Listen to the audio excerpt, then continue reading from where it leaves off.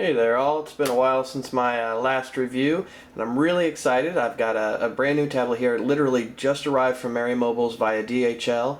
This is the Window N92. It is a dual core tablet with a quad core graphics processor, so this should be some good things.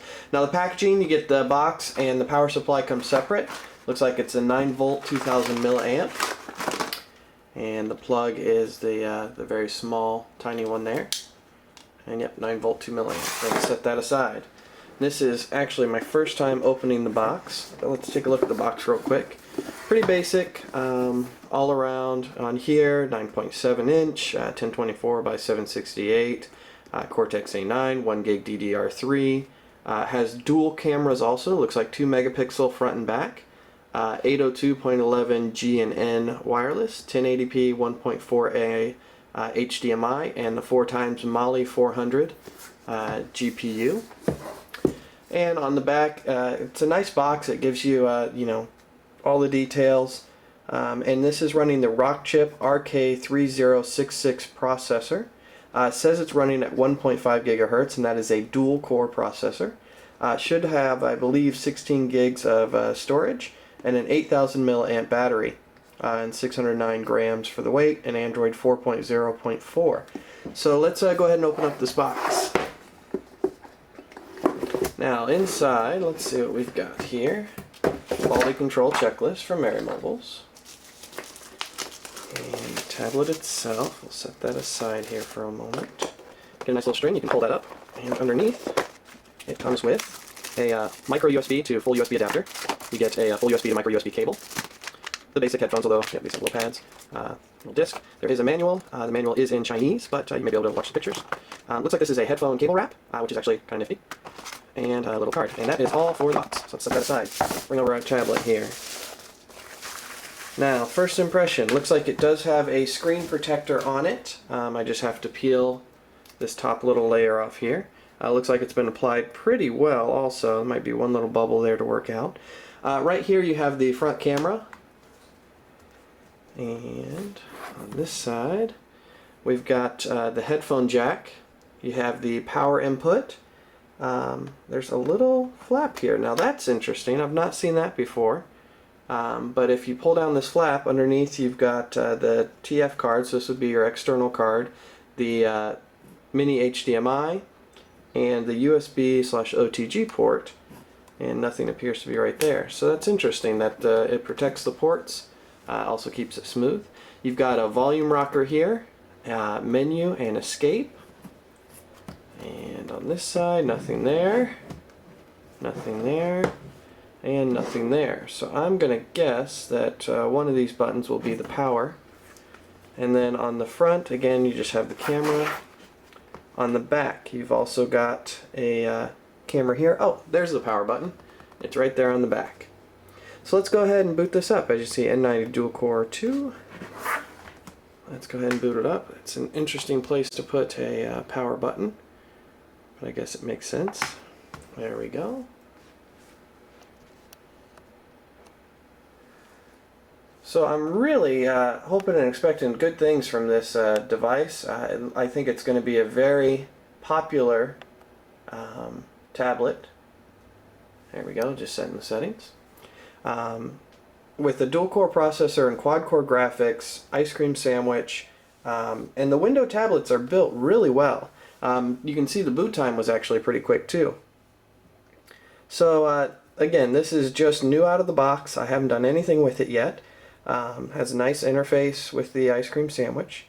And these little buttons, this is your back button, this is a home button, and this brings up if you have multiple programs open, you can switch between them. Let's see what else is in here. So it comes with the stock browser, calendar, and there's actually very little Chinese bloat or junkware, as it's called. It does look like it comes with the Google Market installed, Maps and Gallery. So I'm going to go ahead and get connected to the Wi-Fi. Well, actually, let's go ahead and go into the settings here real quick. In the settings, it does have built-in Bluetooth also. That is phenomenal. You don't actually get that on many tablets. So the fact that it includes Bluetooth is great. And the Wi-Fi we can also turn on. let's go down and check the settings, about tablet. Rock chip system updates and also system updates. I'm not sure if those buttons will work, but they're worth trying. Model number N90 dual core 2, Android 4.0.4, kernel is 3.0.8, and the build number. Looks like this firmware was built on May 9th, 2012. In the other settings, you have the usual developer options here. Accessibility, date and time, which I'll adjust in a minute. Backup and reset, you can back up your data or factory reset. Sometimes those work, sometimes those don't. Language and input, it's already set to English, which is great. I would go ahead and change the keyboard to English as well. Voice search looks to be built in. You can change the screen lock. It has face unlock. Awesome. Pattern, pin, or password. Location services, you can turn those on. Agree. And agree. So we'll see if the map can find us. Accounts, you can add in your Google account. And there's the apps all. Battery, 93%. So it actually came pretty much charged. And storage, you've got 1 gig for apps available. You can also use an apps to SD type program. 13.26 internal storage for your own personal files, and that's not even including whatever you put on an external. There is an HDMI control, so you can change the resolution and the screen zoom, so that's nice. You don't see that too often. Brightness controls. Looks like it has a nice bright screen. Change the wallpaper, set your sleep activity. Sound controls. I'm not a big fan of the touch sounds or the screen lock sound. So yeah, it looks like it's got all the settings you would need. Now I'm going to go ahead and turn off the camera. I'm going to install some other programs. We'll try to get some benchmarks in here real quick and some other just general usability and see how it runs. But in terms of screen here, very quick to switch between. Pretty much no delay. So I think it's going to be a good test. So we'll be back in just a bit. Alright, I'm back. I had some time with the tablet. I did flash an updated firmware that's available on Mary Mobile's website, and this is, again, is item Mary4700. Now, in playing with it, I can confirm that the map location does work, so it can find you on maps. It is 5-point multi-touch, and this is a full market. I've been able to pretty much search for anything I want, access it. As you can see, all the different stuff I've searched, and I've been able to install it directly from the market. I can also confirm that Netflix works, so that's good. And Skype, video, audio, everything works great with Skype, so you can use this tablet to Skype. And also, I wanted to confirm that the Bluetooth works. So I took my HP touchpad keyboard here. It's a Bluetooth, basically just a Bluetooth keyboard, but I have connected it up, and as you can see, we can type in, get a better angle for me. So the Bluetooth is working just fine. And desktop, next, skip.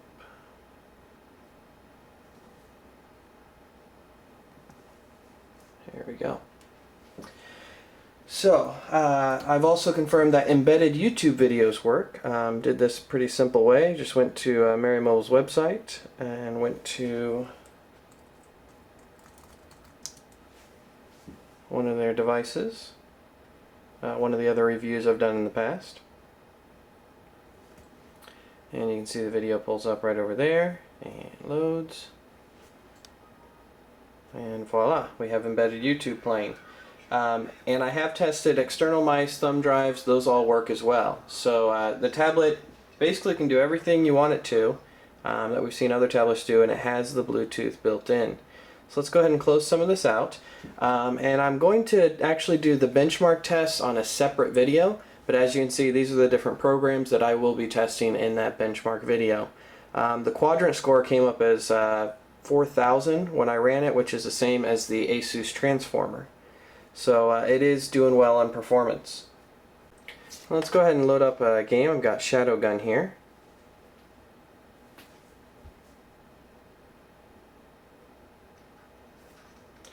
And you'll be happy to know Angry Birds runs as well. We're not going to demo that as it's not very graphic intense, but Angry Birds was fine. Shadowgun is one of the most graphic intense games that I'm aware of at this time. So it's good just test of the system and what it can handle. And it did play the opening video fine, which some people have had trouble with on other devices. And as you can see, the speaker is on the back of the device, so when I picked it up off the table, it got quite a bit louder.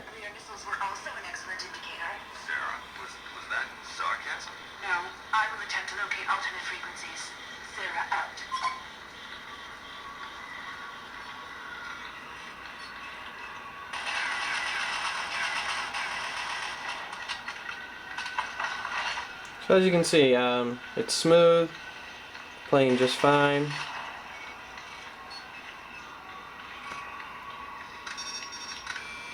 So Shadowgun is good to go. And if Shadowgun runs, it should be able to play just about any of the other games you're thinking to test with. So what else can we try? I wanted to show you a little bit on set CPU. This is a dual-core device.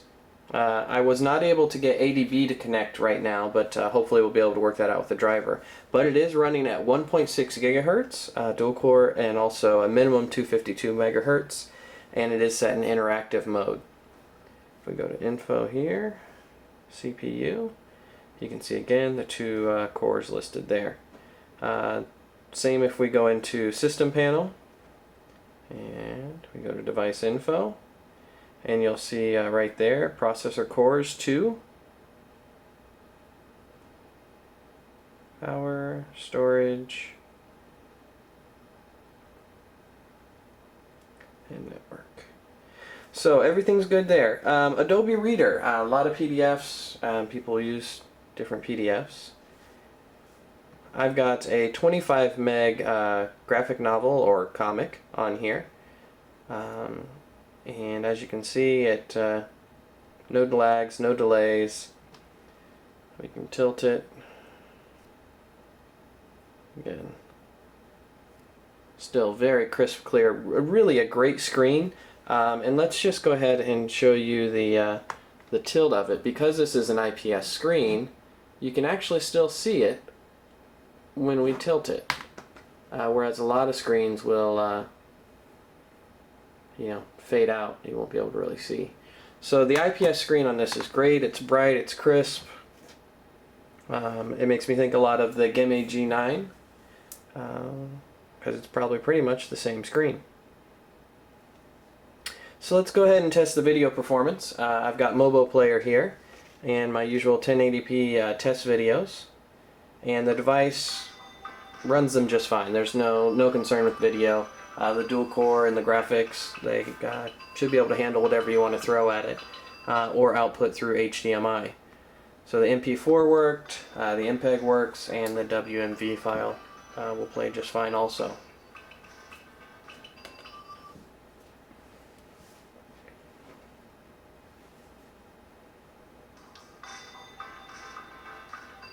So those are all good.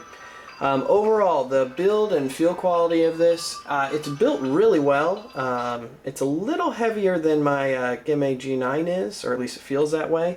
But it's nice to hold. It is kind of weird having the power button on the back here, but you get used to it. And then the back camera is nice, and the speaker port is actually right in here. This little flap, it's nice that it covers the ports, and it makes it smooth. And I love having external volume buttons. One of my biggest pet peeves is when a tablet doesn't have volume controls. And the built-in Bluetooth is also a really great feature. Camera quality, it's basically what you've come to expect from the tablets. It's not going to be the same as like a camera on your cell phone, but it gets the job done. It does what it needs to. It's on the back camera, so obviously it's dark. Change it to the front. As you can see, there's the camcorder. But the camera will do what you need to, and having a back camera is great. You can do the barcode scanning or different things that way, or if you're on a Skype call and you want to show your kid running around the room, it really makes it a lot easier than trying to use only a front-facing camera. So that's the device. Again, I'll do another video with the benchmark. I'm also, if you have suggestions or things you'd like to see, let me know. I'll see what I can throw together. I would also suggest heading out to the forum. The link's on the bottom of the video, along with the link to merrymobiles.com, so you can pick up the device for yourself. And on SlateDroid, that should develop into a nice community. We'll keep populating with information, and as more users come along and get the device, they really do grow, and it becomes a great support network if you have questions or things that way. Thanks.